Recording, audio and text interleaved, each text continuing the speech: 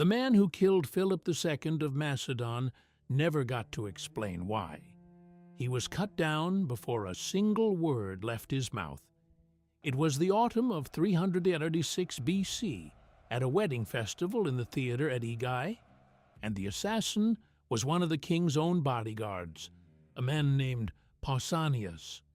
He drove a dagger between Philip's ribs, turned to run for the horses waiting at the gate, and 3 of his fellow guards ran him down and put their spears through him on the spot. His motives died in the dust with him. His backers, if he had any, were never named. That silence was worth more than any confession. Into the empty space it left stepped a 20-year-old. Philip's son, Alexander, was crowned within hours, and it was Alexander who wrote the official version: a lone madman, a private grudge, a settled account. The state was calm.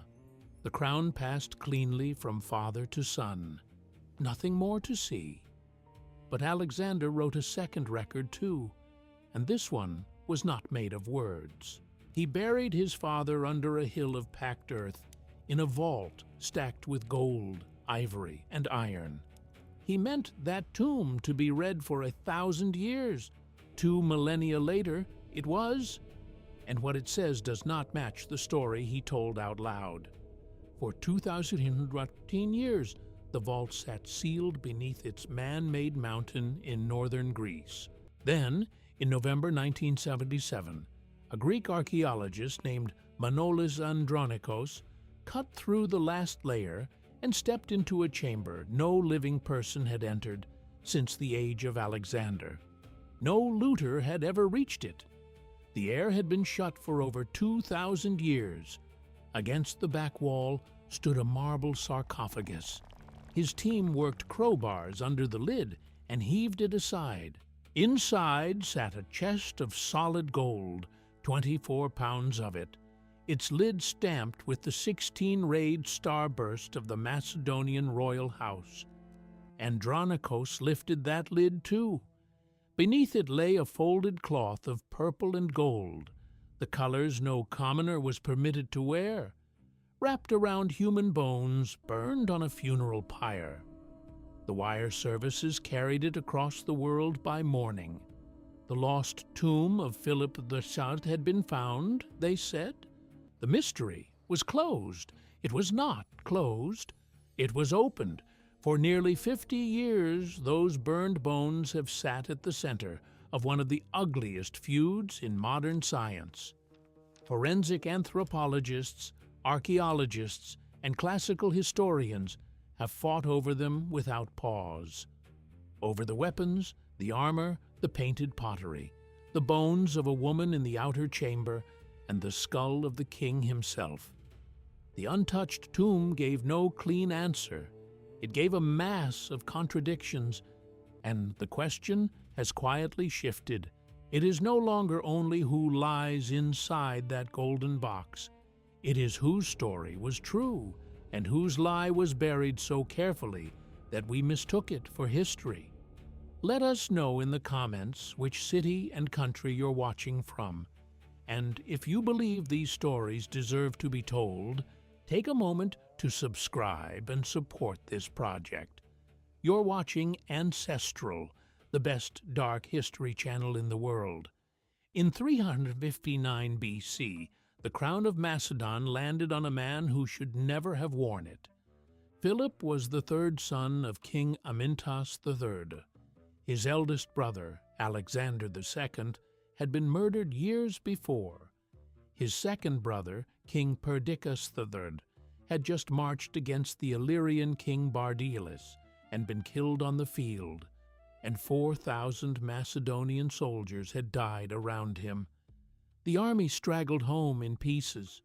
The treasury was bare, and the man left holding the wreckage was around 24 years old, appointed at first only as guardian and regent for Perdiccas' infant son, Amyntas, not king in his own name, but caretaker of a throne meant for a child.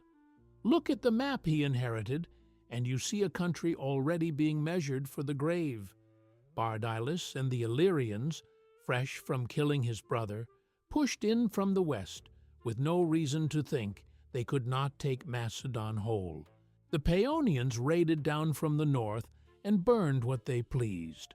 The Thracians pressed from the east and propped up a pretender named Pausanias, a different man, one of several claimants circling the throne that year.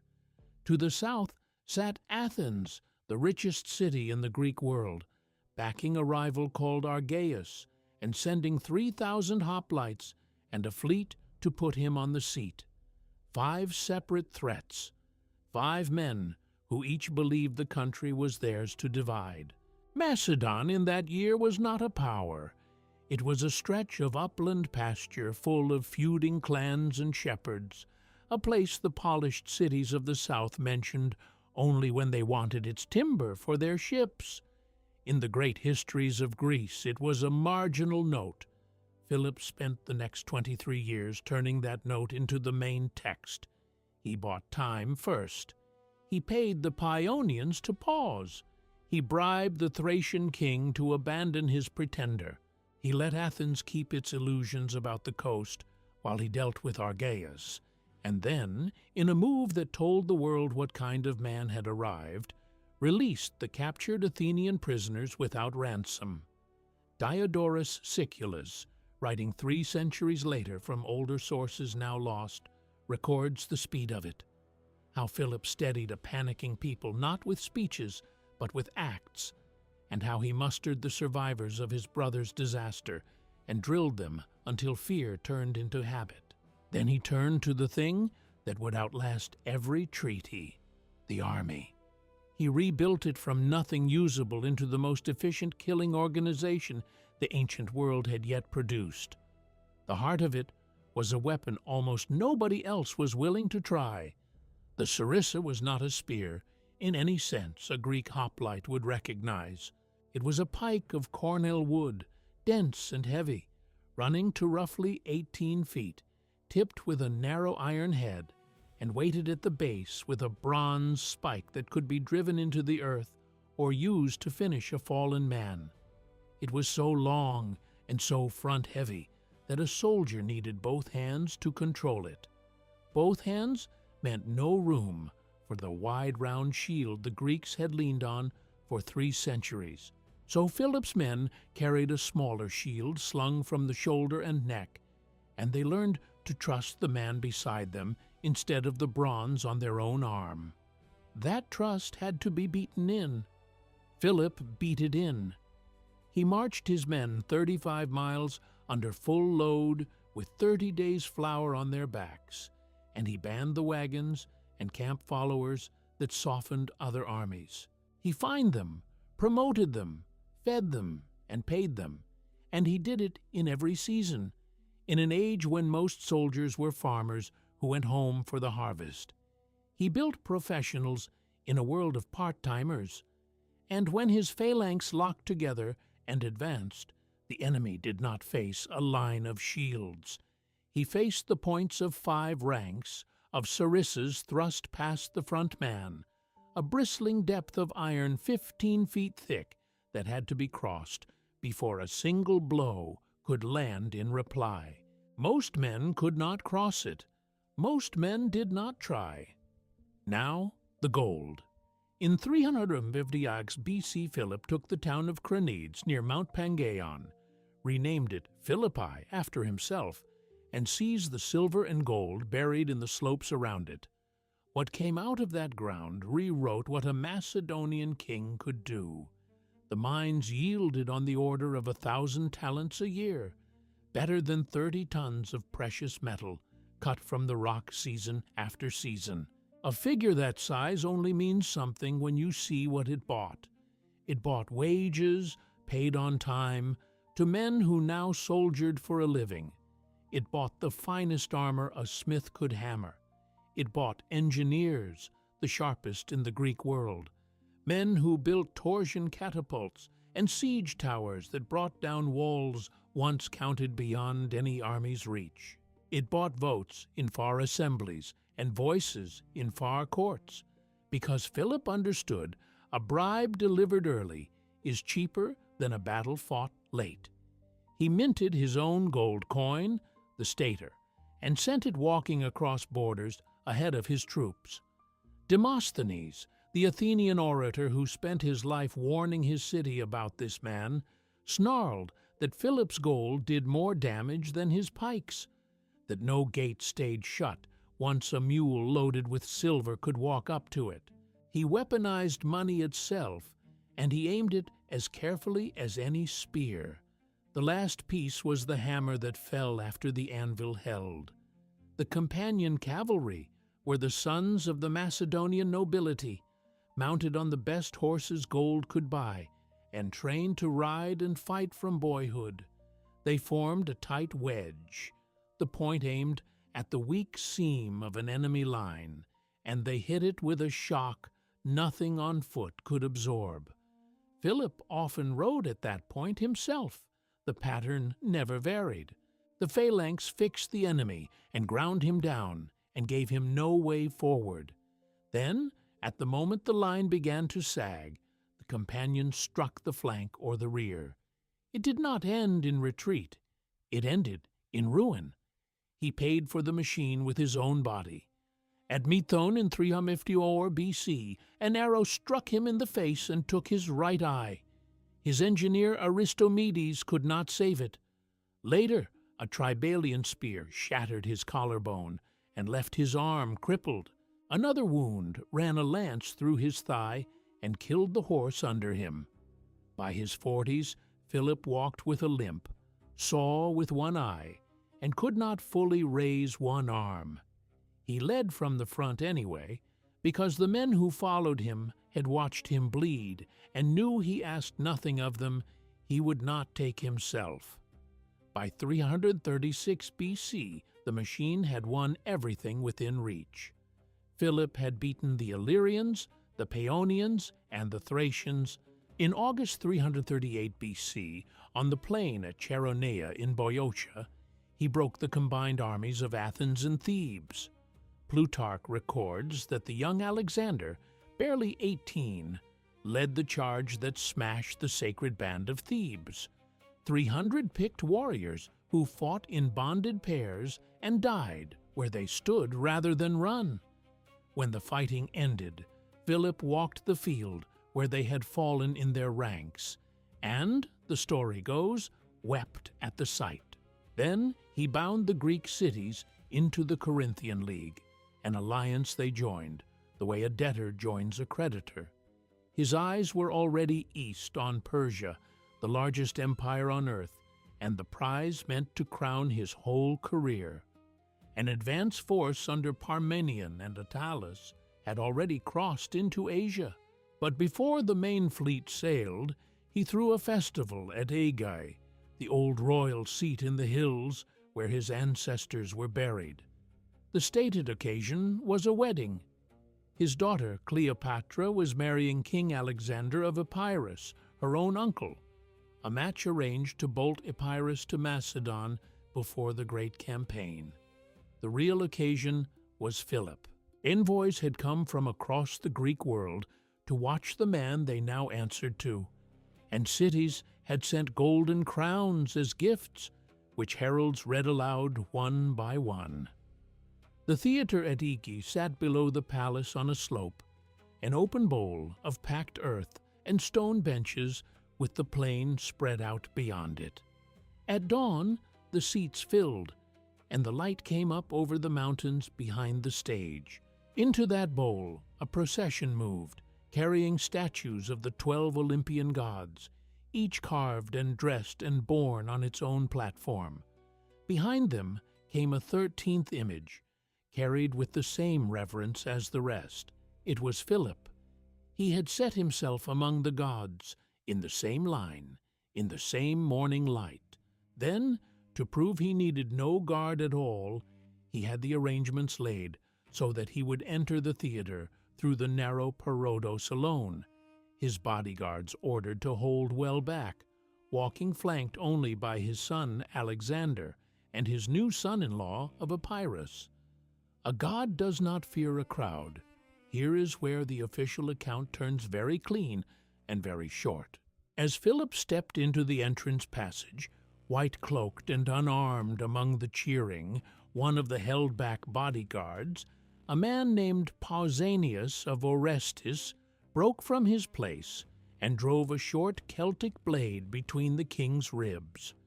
Philip dropped in the passage in full view of the assembled envoys of Greece, and the cheering turned to screaming in a heartbeat.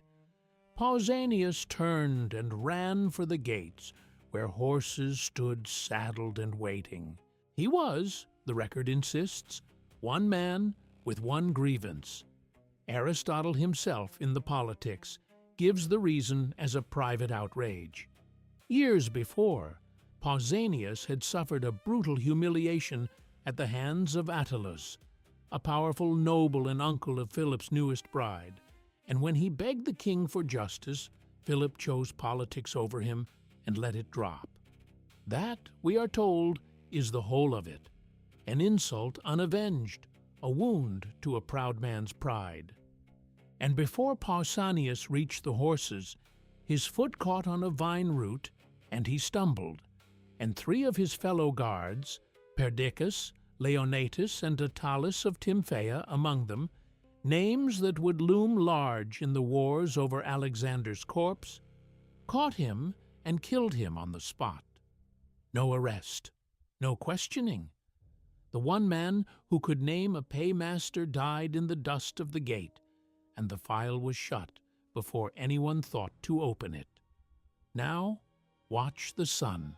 Alexander was 20 years old, and in the hours after his father bled out, he moved without a single wasted step.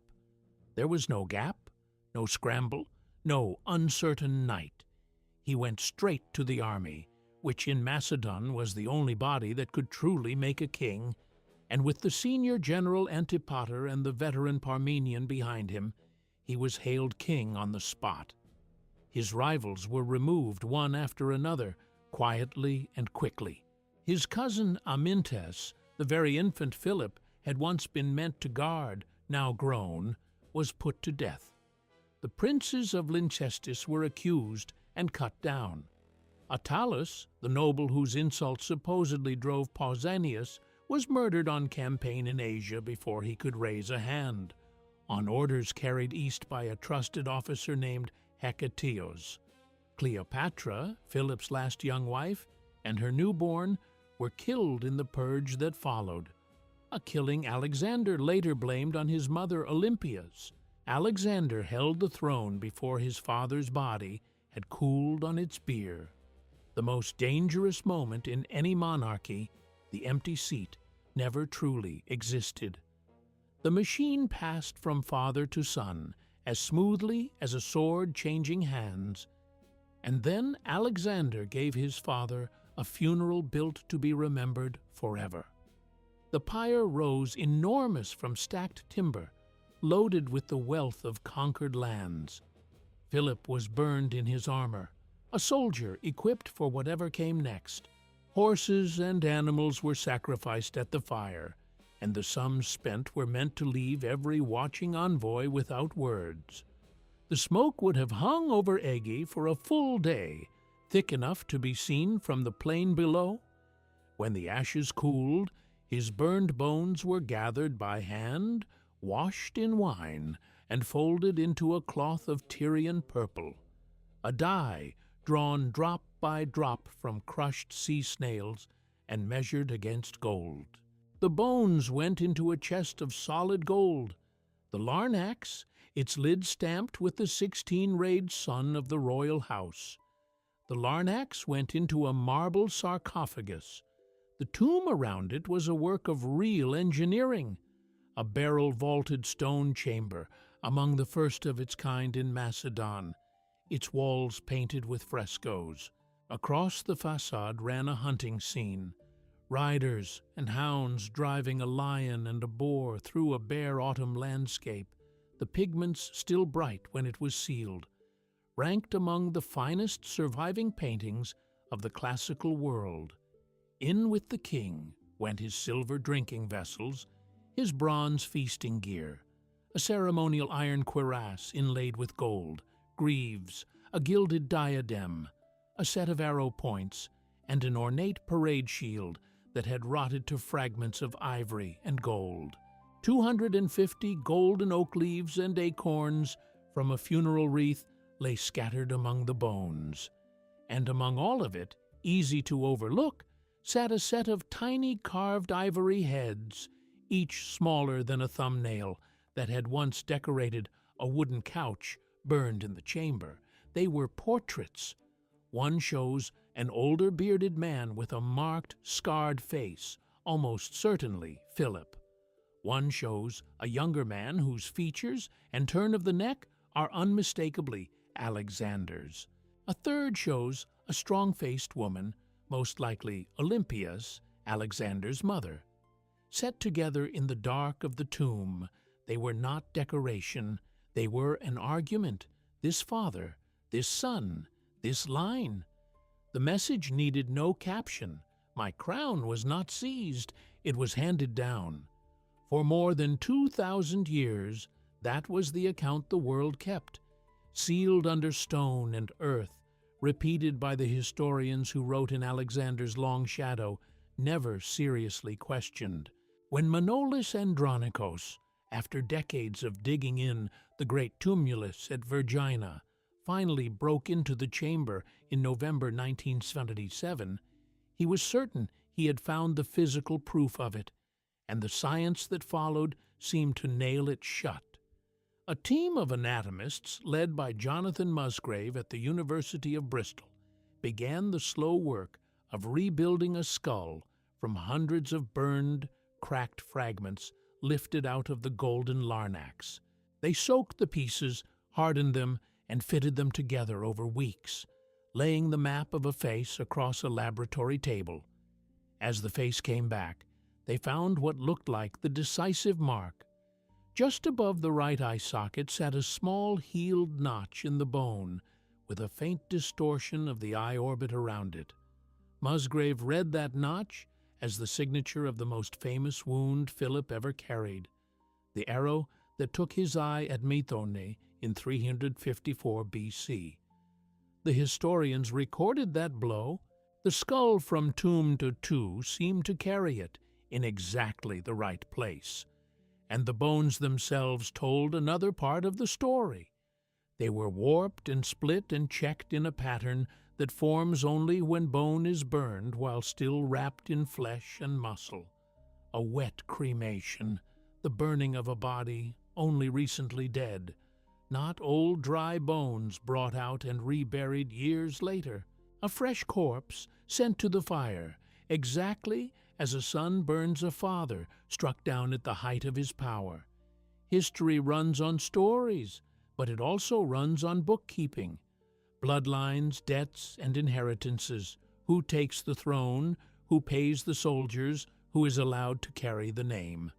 A lot of you watching already understand that, because you value the real record over the comfortable version. That is exactly why we built the lineage. It is our membership circle, our inner room. It is for the people who don't only watch these investigations, but help make them happen. When you join, you stop being only a viewer and become part of the team that funds this work and keeps this channel independent. And you get early access to every new documentary before it goes public. If you believe in what we do here, if you feel like one of us, step into the ranks. The link is below. Join the lineage. So the case for Philip looked airtight. The written history of a flawless succession, the raw splendor of the tomb, the wound above the eye, the wet-burned bones, every line of evidence pointed the same way. The great king had been found. Alexander sealed the chamber, ordered a vast mound of earth heaped over it, and left a man-made hill standing on the plain to guard a single approved version of the past. Then he took his father's machine and turned it east. He crossed the Hellespont into Asia in 334 BC, and across the next 11 years he never lost a battle.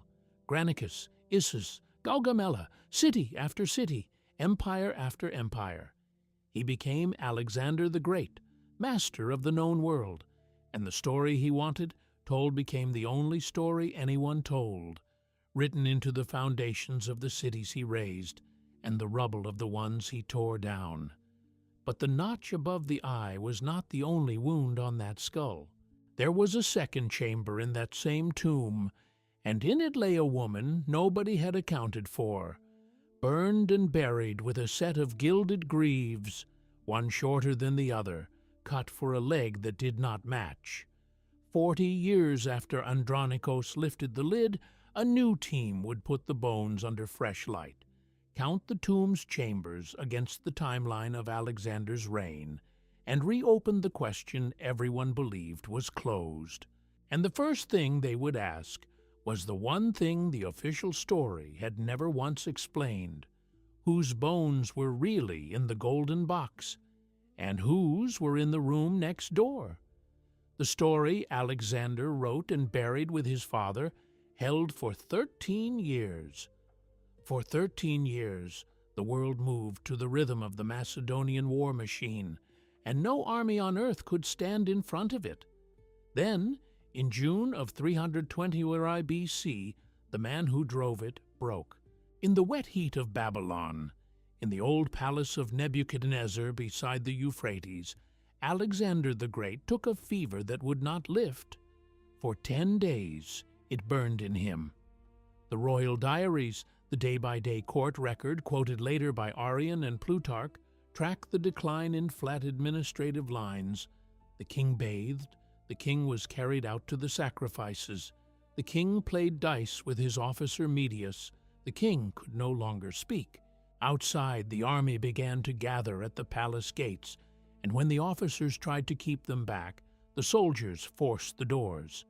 They filed past his bed one by one in silence, thousands of them, and he could no longer answer them with words, so he raised his eyes or moved a hand to each man as he passed. He was 32. He had built the largest empire the world had yet carried, from the coast of Greece to the rivers of the Punjab, and he had named no heir who could hold it. When they asked him to whom he left his kingdom, the sources say he answered with a single word: to the strongest. Some add that he pulled the royal signet ring from his finger and pressed it into the hand of his general Perdiccas. Either way, it was not a will, it was a starting pistol. The instant the news left Babylon, the empire began to split along its seams. His body lay unburied for days in the summer heat, while his generals argued over the succession in the room next door. And the men who wrote later noted with wonder that the corpse showed no corruption. The generals who had bled beside him for a decade turned on one another. The age of conquest ended in that sick room. The age of the inheritors began. A war of every man against every man, fought across 3 continents for 50 years, over the body of a dead empire and the bodies of a dying family. Now the record shifts. The first part of this belonged to the winners, to Alexander's official version, the tomb he built, the story his court repeated down the centuries. This part belongs to the people that story walked over without a backward glance. And the first of them held the title of king while holding none of a king's power. His name on the coins was Philip III. Everyone who knew him used his birth name, Arrhidaeus. He was Alexander's older half-brother, a son of Philip then, by a Thessalian dancer named Philina of Larissa, and according to every ancient writer who mentions him, his mind could not carry the crown they hung on him. Plutarch records the rumor that Olympias, Alexander's mother, had poisoned him as a boy with drugs. Not enough to kill, only enough to break something in his reason, to clear the road for her own son. Whether that is true, or slander invented to explain an inconvenient prince, the outcome was identical. Arrhidaeus was a living symbol, with royal blood in his veins, and no will of his own to spend it. He was not a ruler, he was a standard, carried from one general's camp to the next, a crown that walked and breathed, and could be set on a table between rival men. He came to the throne by accident in the panic after Babylon. The infantry, shut out of the general's councils in the throne room, wanted a king of the old blood at once, and they had one to hand, Philip's surviving son. Their spokesman, a common soldier named Meleager, pushed the claim against the cavalry officers, and for a moment the two halves of the army faced each other across Alexander's unburied body with weapons drawn. They hailed Arrhidaeus king in the courtyard, dressing him in Alexander's own robe, and the cavalry, to buy peace before blood was spilled over the corpse, agreed. He would reign jointly with Alexander's unborn child by Roxana, once it was born, and if it were a boy. It was. They called him Alexander the Vorm. Meleager, who had raised the puppet up, was hunted down and killed within days by Perdiccas. So the empire of the greatest conqueror alive passed to a half-brother who could not govern, and an infant who could not yet walk, both of them held in the grip of whichever general had the nearest sword. Arrhidaeus did not stay alone in the role. He was married to a woman built from far harder material, a dea, who took the royal name Eurydice when she wed him. She was the granddaughter of Philip II through his daughter Sinane, royal on both sides, and Sinane herself had been cut down by Perdiccas men when she brought her daughter east to make this very marriage, a killing so raw that the Macedonian troops nearly mutinied and forced the wedding through in protest. Eurydice was young, and she meant to turn her puppet husband into a real king, and she had the nerve to try it in the open, addressing the assembled soldiers herself and demanding the general's answer to the king's name. Together, the two of them were dangerous, not for what they could do, but for who they were. They were the last of the Argead line that Philip and Alexander had raised to rule the world, and in a war fought entirely over legitimacy, blood like that was a loaded weapon anyone might snatch up. Into this stepped an inheritor of a colder kind. He had no love for Alexander, no reverence for the dynasty, and an ambition with no soft edge anywhere on it. His name was Cassander, son of Antipater, the old regent who had governed Macedon through the years Alexander spent in Asia. Cassander had grown up close to the royal house and had learned to hate it. Plutarch fixes the man in a single scene. Sent east to plead his father's case, Cassander saw Persians dropping to the ground in the low bow their custom demanded before the king, and he laughed out loud at the sight. Alexander seized him by the hair with both hands and drove his head against the wall. Cassander never let it go. Plutarch writes that years afterward, a grown man and a king in his own right, the mere sight of a statue of Alexander at Delphi could still make him shudder and turn faint. He decided he would not simply rule Macedon, he would own it outright. And he grasped a truth his rivals kept fumbling. Beating the Argeads on a battlefield was not enough. The bloodline itself had to be scrubbed off the earth. He set about it like a man clearing a debt. He cornered Olympias in the coastal city of Pydna and starved it through a winter siege. The sources say the trapped soldiers ground the bodies of pack animals for food and turned the dying war elephants into rations before the end. When the city fell in 316 BC, he had the old queen condemned by an assembly she was not allowed to address, then handed to the relatives of the men she herself had killed, and they stoned her to death outside her own quarters. He took Roxana and the boy Alexander the Vor, the true heir, stripped them of royal title, and locked them under guard in the citadel at Amphipolis, where in a few years they would both quietly vanish, poisoned on his order by the fortress commander Glautius. For Cassander, the throne was not a thing to inherit. It was a thing to seize, with the ground burned flat behind you, so nothing could ever grow back from the old roots. That left the puppet king and his fighting queen. In 317 BC, the two royal lines collided in open country in Macedon, and it may be the first pitched battle in Greek history commanded on both sides in the name of a woman. Eurydice raised troops in her husband's name and marched to meet Olympius, who came the other way, leading an army out of Epirus with the boy king's cause, and the ghost of Alexander walking in front of her. She had dressed for the part, some say, in the costume of a Bacchic priestess, drums beating as she came on. But the old veterans would not level a pike against the mother of the man they had followed to India and back. Eurydice's army dissolved at the sight of Olympius walking their line. The queen was taken, and her husband with her, caught trying to flee toward the coast with a single companion.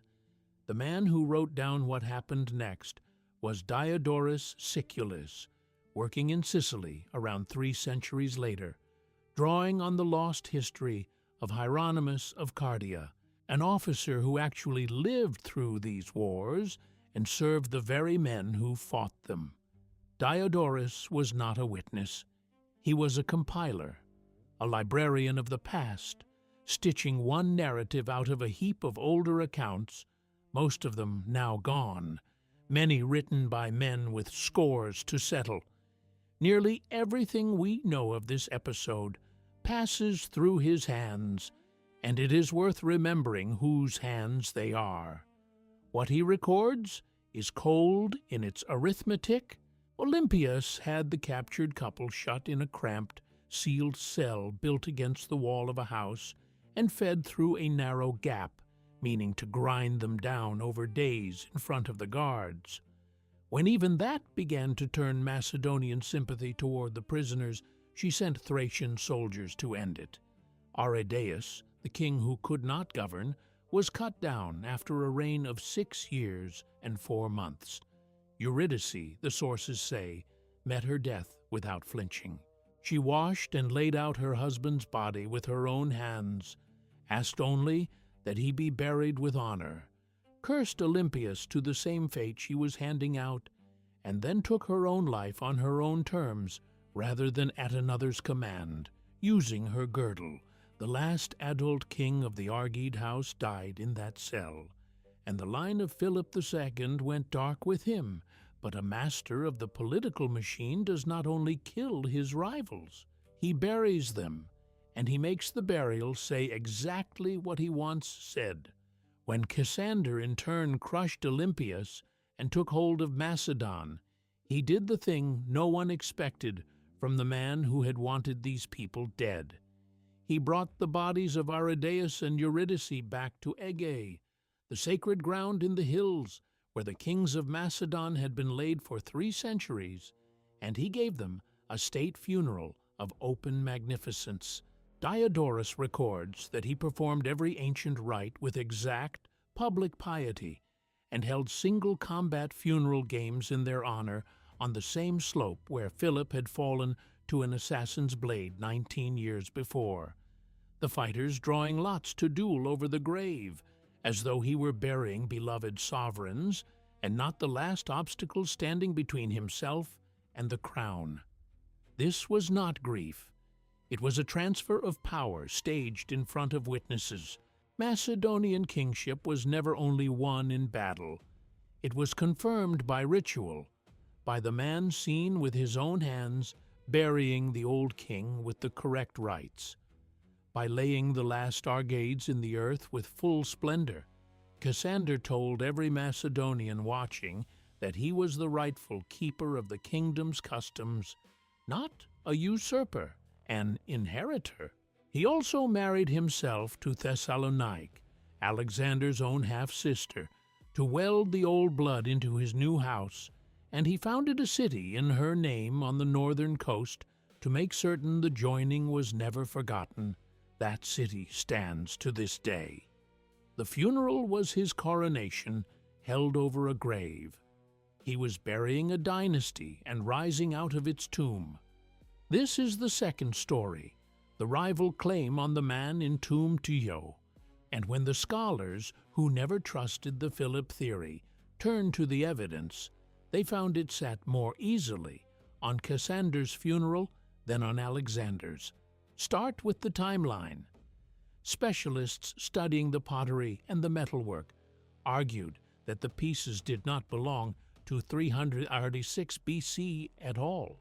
The silver drinking vessels, the profiles of the amphorae, the shapes of the salt cellars and their handles, these matched objects made a full generation later, nearer to 317 BC, the year Arrhidaeus was reburied.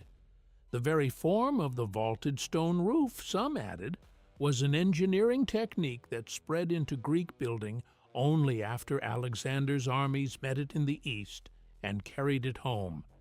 This, they said, was not the tomb of the father. It was the tomb of the half-brother that history had filed away and forgotten.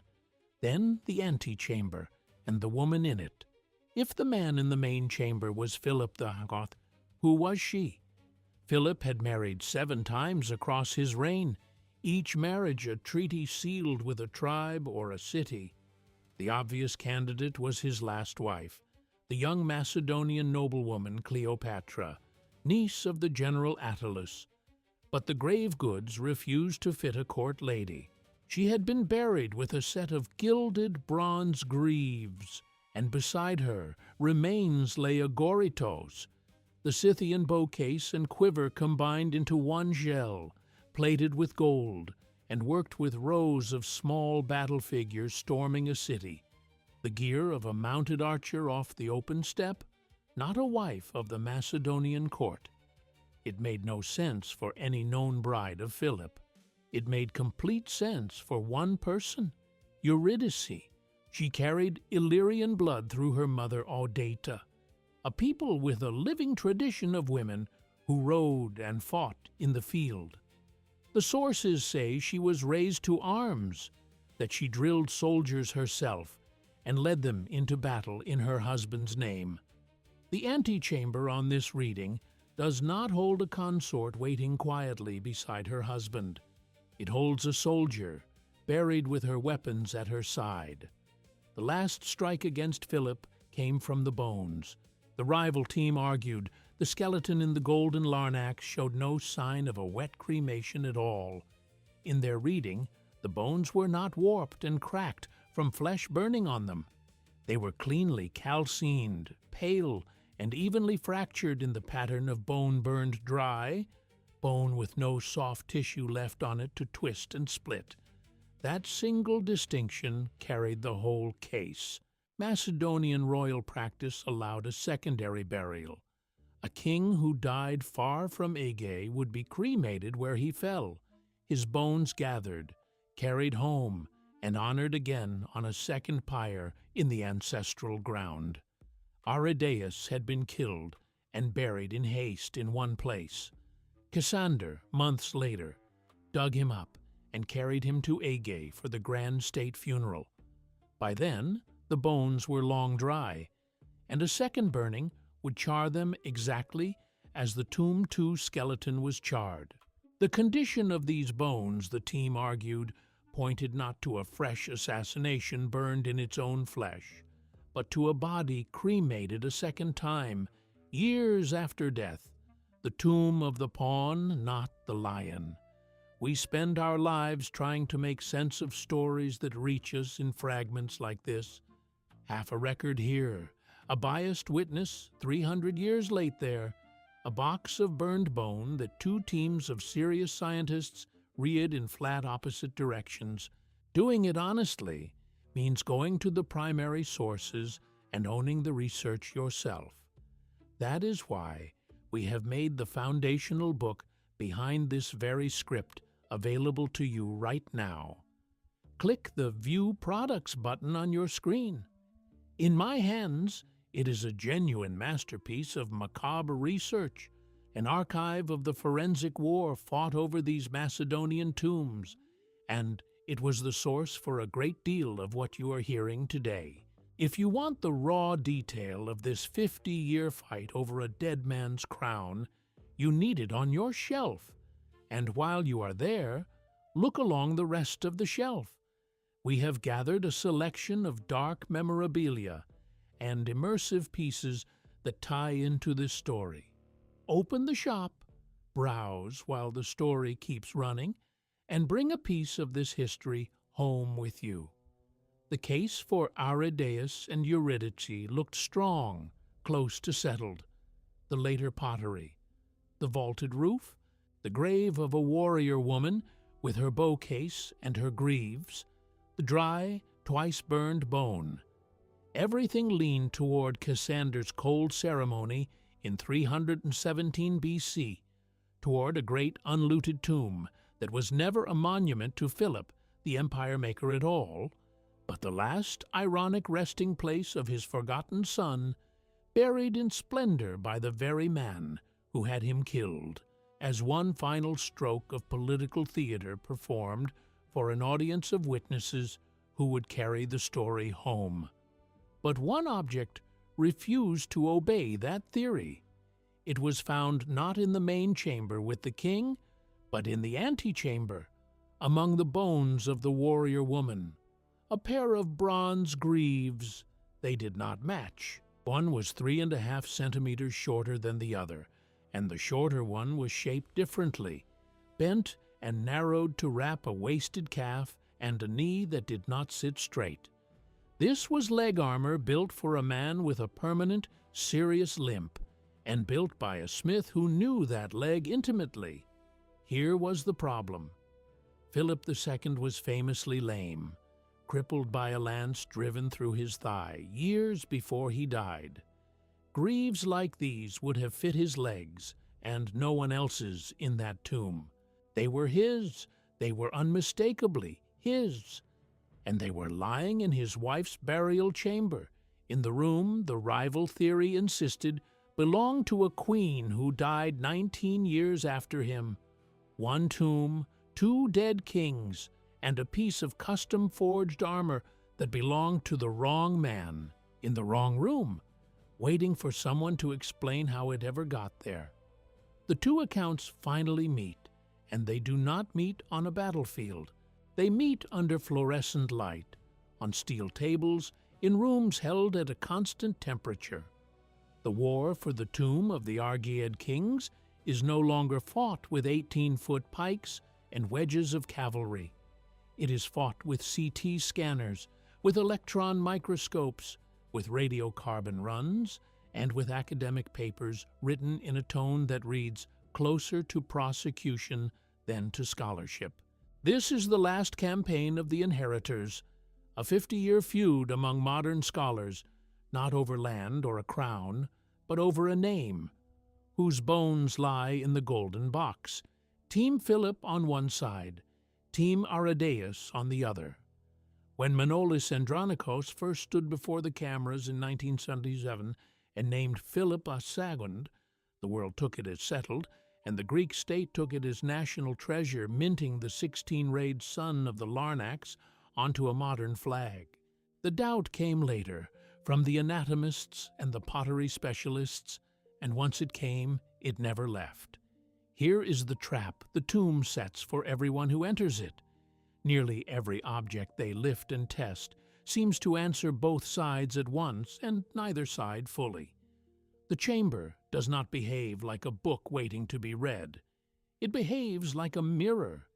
It hands back whichever face the observer walked in wearing. Look at how the evidence keeps dividing in the hand. Team Philip raises the reconstructed skull from Tomb Dreux and points to the healed notch above the right eye socket. There, they say, the arrow that put out Philip's eye during the siege of Methone in 354 BC, written into the bone itself, a wound no other man in the record carried in that exact place. Justin, the Roman epitomizer of the lost history of Pompeius Trogus, records that Philip took the shaft in the eye, and refused to let the injury slow the siege. Didymus, an ancient commentator working in Alexandria, even names the archer who fired it, a man called Astor who, according to the story, had sent Philip a taunting message before the battle and was crucified when the city fell. His signature, then, carved above the socket. Team Arrhidaeus does not argue with the skull. It changes the subject to a different grave under the same mound. Tomb wine, the small one, robbed in antiquity and stripped of its gold, held the scattered remains of a man, a woman, and a newborn, above a wall painting of Hades seizing Persephone that ranks among the earliest great Greek paintings to survive. The god's chariot wheeling across the plaster in reds and violets that have not fully faded in 23 centuries. And that man's left knee is a ruin, the bone driven through and fused solid, a wound that would have locked the joint and forced a heavy, permanent limp for the rest of his life. That, they say, is the famously lame Philip II, killed with his young wife Cleopatra and their infant in the purge that followed his assassination in 336 BC. The man next door in Tomb 2, whose leg bones show no such injury, cannot be him. Philip's two most famous wounds, the blinded eye and the crippled leg, have somehow come to rest on two different skeletons in two different chambers, a few strides apart in the same dark under the same hill. The fire becomes the next weapon. Wet burn or dry burn, the whole identity turns on it. Burn a fresh body, flesh and fluid still in it, and the heat warps the bone, curls it, splits it in curved lines as the tissue shrinks and drags the surface with it. That would be Philip, struck down in the theater passage and carried within hours to the pyre in 336 BC. Burn dry bone, stripped and long buried, and dug up again, and it calcines pale and cracks in straighter, cleaner breaks. That would be Arrhidaeus, exhumed by Cassander and burned a second time for a staged funeral in 313 BC. Jonathan Musgrave's team at the University of Bristol examined the fragments and reported the curl and warp of a wet cremation and cited the color banding of the bone as proof that flesh had still clung to it in the fire. A rival group, led in later years by scholars, including Antonis Bartsiokas, examined the same material and reported the flat, brittle fracture of dry bone burned with no tissue left on it. The two readings could not both be right, and neither side would give an inch of ground. The bone will not testify. It sits in its permanent gray silence, burned into an answer that fits both questions and settles nothing. The pyre that was meant to purify a king and send him cleanly into the next world became, instead, the thing that kept him from ever having a settled name. Then, the greaves, the mismatched leg armor in the antechamber, the object that was supposed to end the argument for good. One guard 3.5 centimeters shorter than the other, the short one bent and narrowed for a wasted calf and a crooked knee. Almost no one disputes that these were forged for a crippled leg like Philip's. What no one can settle is why they lie in a woman's grave. Team Philip reads them as a keepsake, the king's own armor laid beside his wife as an honor, a token of the warrior she had married. In their telling, the woman is Cleopatra, Philip's last bride, niece of the general Attalus, killed on Olympia's order in the days after his murder, and burned with him in a double funeral, her chamber furnished with a piece of the husband she followed into the fire. It is a clean, almost tender reading of a hard object. Team Arrhidaeus reads the same object with no tenderness at all, not a keepsake, a trophy. The woman, they say, is the warrior queen Eurydice, who drilled soldiers and led them in the field before she was 20. In the wars of the successors, it was ordinary practice to strip a beaten enemy of his armor and keep it as a spoil, a custom older than Homer, who catalogued the stripping of the dead across the plain of Troy. These distinctive greaves, cut for a lame man, were taken from some crippled general Eurydice defeated, and she kept them the way a soldier keeps the sword of a man she has killed. Buried with her, they mark a victory, not a marriage. The object does not break the deadlock. It becomes the deadlock. Philip's own armor, or Eurydice's war prize, it looks straight at both theories and says yes to each, and proves nothing to either. And this is where the real machine finally shows itself, larger than any single grave. Ask why the tomb of a conqueror who bent the known world, and the tomb of a figurehead who could barely govern a room, could be mistaken for one another, dressed in the same gold, sealed with the same rites. And the answer is not that the scientists are careless. The answer is that the name of the man in the box was never the point. The ritual was the point. The burial itself was the machine. Macedonian power did not pass through a document or a written will. It passed through a performance. The new king, seen with his own hands, giving the dead king a funeral vast enough to stop a crowd's breath, in gold and purple and fire, on the ancestral slope at Aige, where the whole nobility gathered to witness it. Alexander buried a man he called father, and, in the burying, declared himself the rightful heir before the assembled envoys of Greece. Cassander buried a man he had ordered killed, and, in the same act, declared himself the rightful heir of a house he was in the middle of destroying. He staged single combats at the graveside, men drawing lots to fight over the dead, so that no one in Macedon could later say the rites had been skimped. The splendor of the tomb was never a gift to the dead. It was a receipt made out to the living. The occupant was the pretext. The man who paid for the funeral was the message, and every noble on that hillside was a witness, signing his name to the claim. Read the whole mound through that lens, and it stops being a scatter of separate graves and becomes one document, a ledger of a family being closed out, line by line. Beside the contested tomb Durhu sits a smaller, quieter chamber. Tomb 3.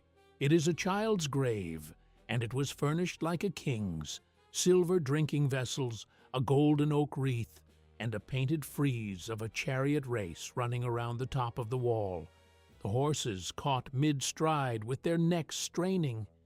Inside lay the burned bones of a boy between 13 and 16 years old, gathered not into a golden box, but into a silver hydria closed with a gold wreath. This was Alexander the War, the son of Alexander the Great and the Bactrian princess Roxana, the last true heir of the bloodline, born only months after his father was already dead in Babylon.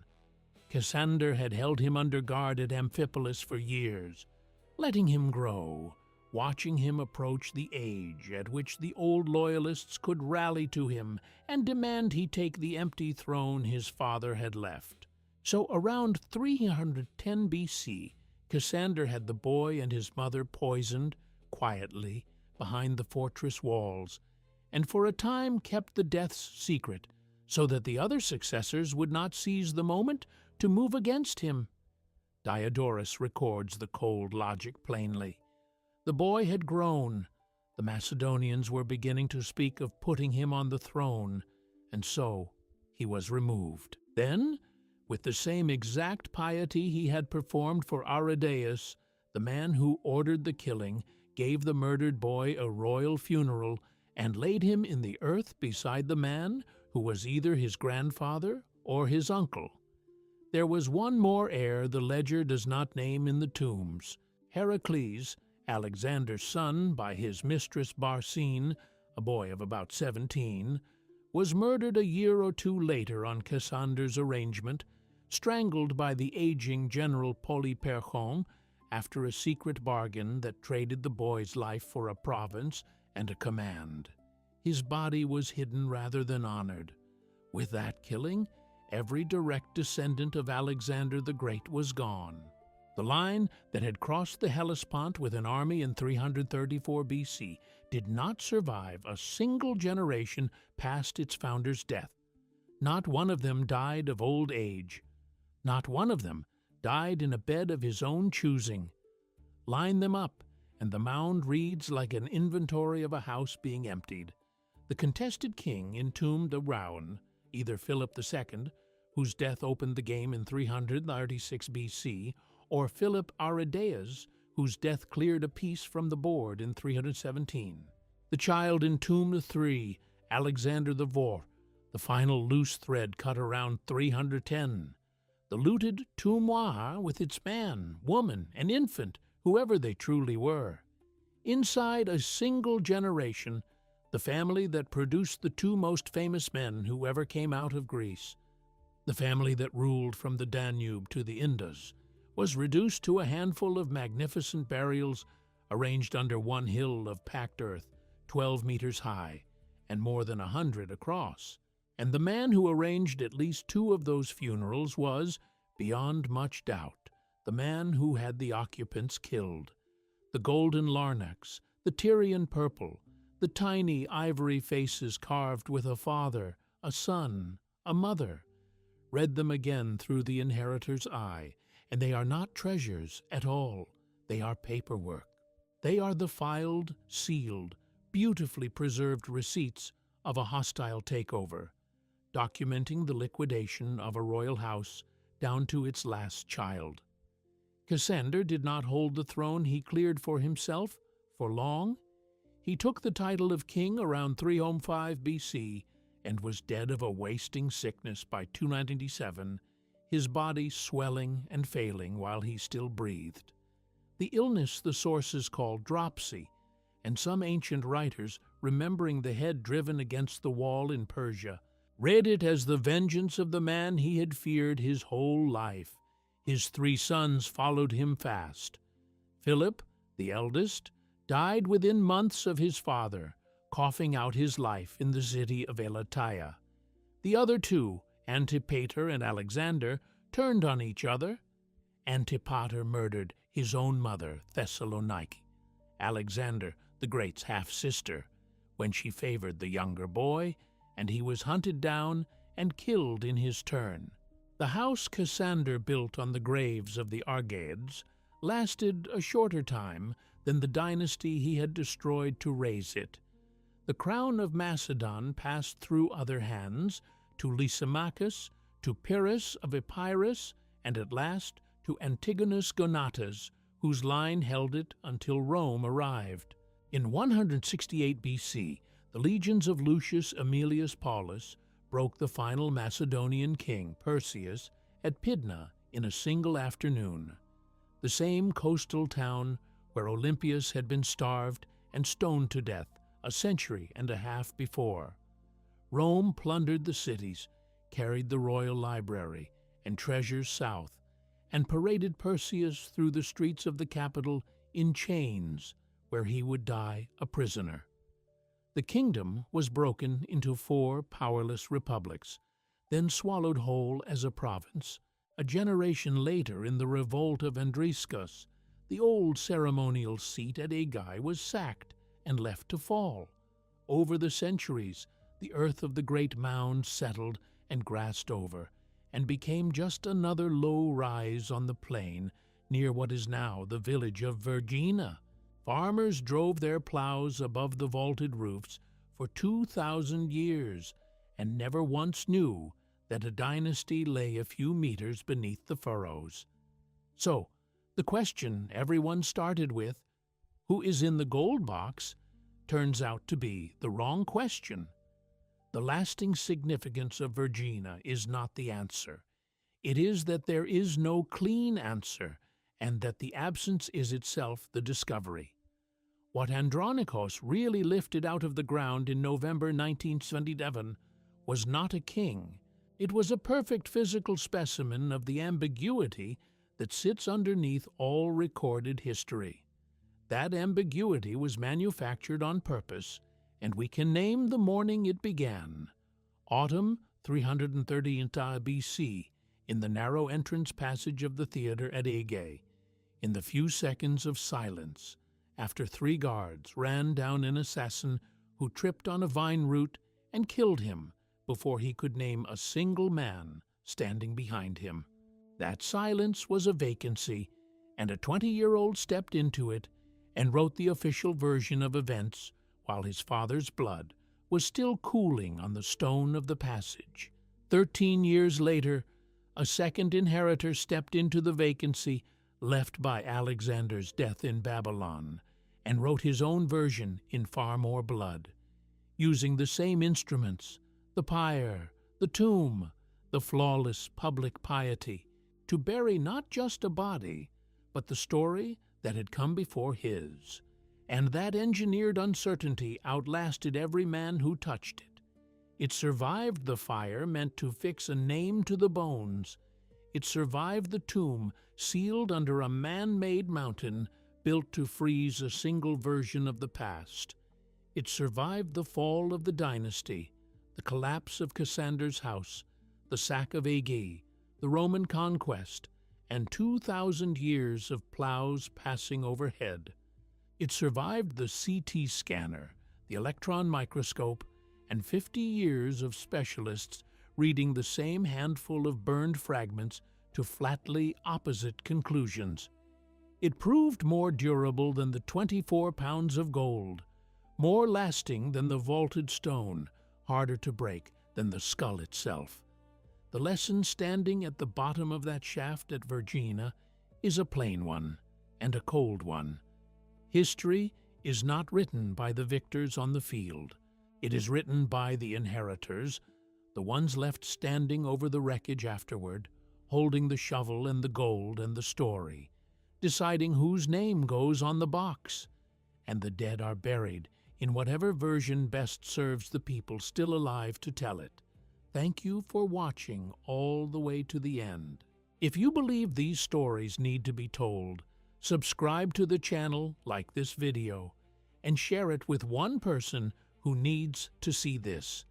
You've just watched another premium documentary by Ancestral, your ultimate history hub on YouTube. The story doesn't end here. The video now appearing on your screen is the next step in your journey. Click it and continue your descent into the past.